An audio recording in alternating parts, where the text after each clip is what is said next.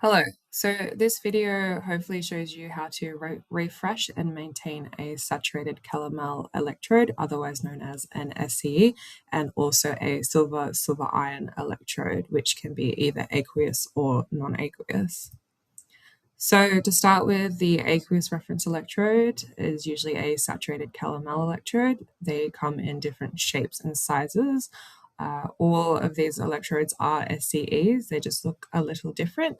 I'd probably say these two will look the most similar to the one that I do in the video to show you how to look after them properly. So this is just the basis of an SCE. They look a little bit complicated, I guess, to the eye, but it's not too difficult. Basically, you just have an outer glass sheath and an inner glass area filled with mercury or some sort of fiber to prevent the mercury falling out, and you have a platinum wire connecting it all with a glass frit at the bottom as well.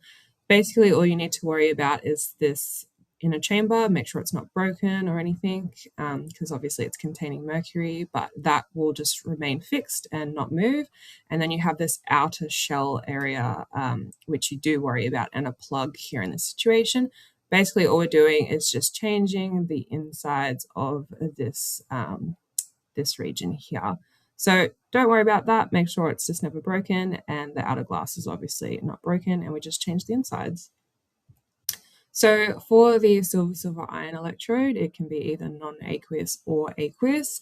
In our group, we typically use it for non-aqueous systems. Basically, it's a little bit simpler than the SCE. You have a glass tube with a silver wire going into the glass tube, and then you have a little glass frit, same thing over here, to allow ions to go in and out.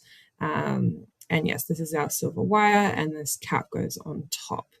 Nothing too crazy. All you have to do is just fill the insides with your electrolyte. For our group, we use Basi's silver iron reference electrodes. I'll hopefully put these in the description.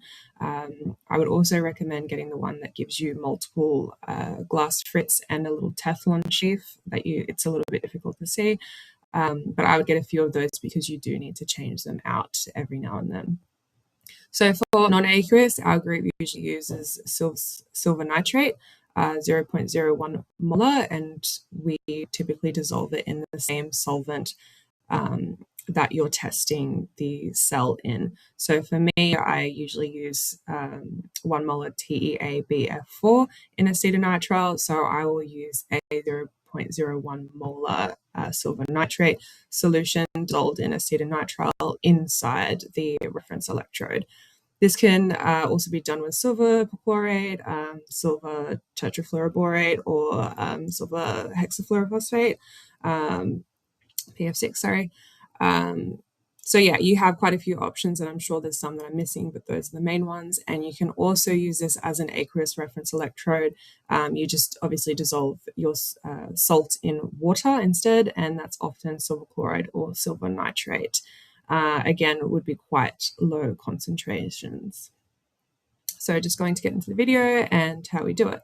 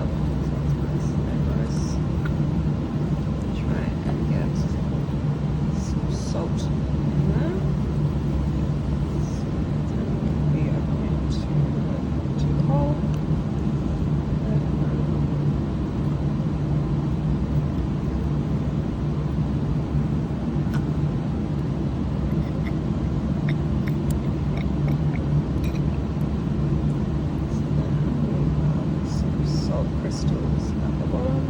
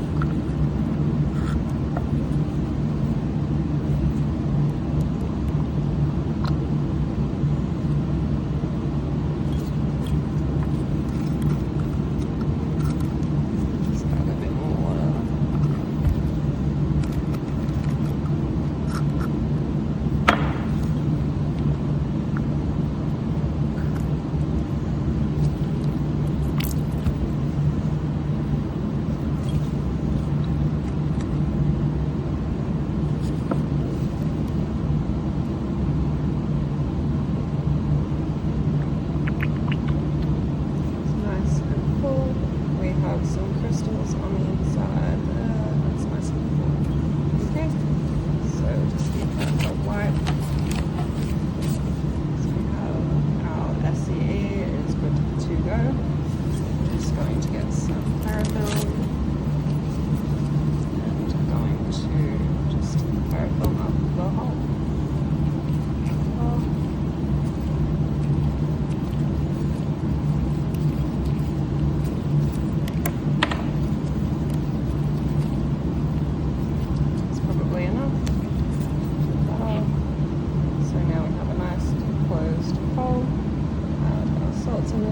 Just making sure it's going to be concentrated KCl at all times. We have this. So then we have our previous KCl bath saturated, and this is another one that's done earlier.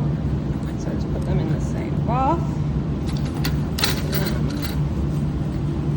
cord from this one, attach the cord from this one, to allow it to equilibrate overnight. Leave it overnight so that way the glass frit at the bottom, this little part here, will equilibrate properly overnight. So leave that to sit. That's all done.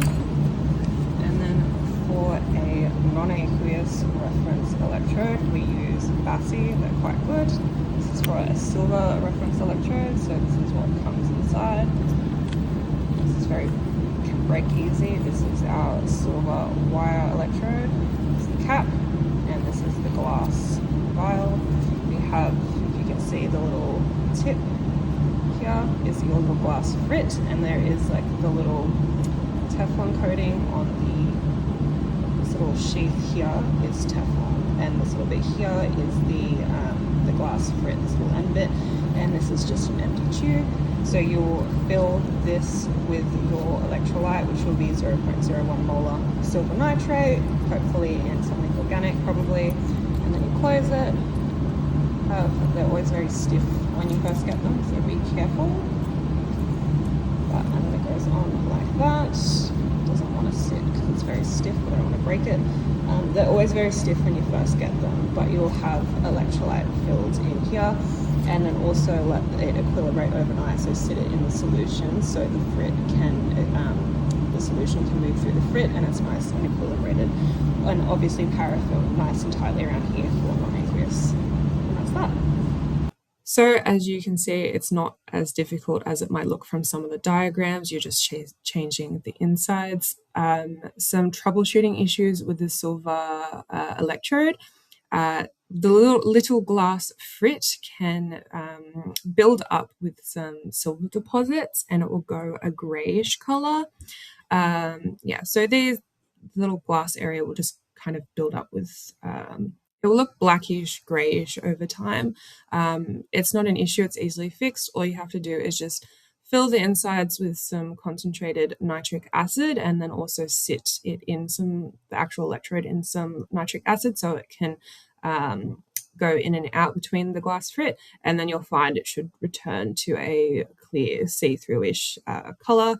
And obviously once you've done that, you'll need to do several rinses with water to make sure there's no nitric ions left inside the coral pore. glass frit, and then as well make sure it's nice and dry, especially before you use it for non-aqueous systems. So yeah, just always make sure your electrodes, reference electrodes, are ideally done the night before and sitting in whatever solution it is. So the frit, whether it be the ceramic frit or the glass frit, is nice and equilibrated. So hopefully you will consider subscribing. That would be great, as I hope to do a few more videos on impedance and specs. I found the trickiest thing for the specifically the silver iron electrode was changing the glass fit. So if there is interest in that, I might also do a video on how to do that. Thanks for watching.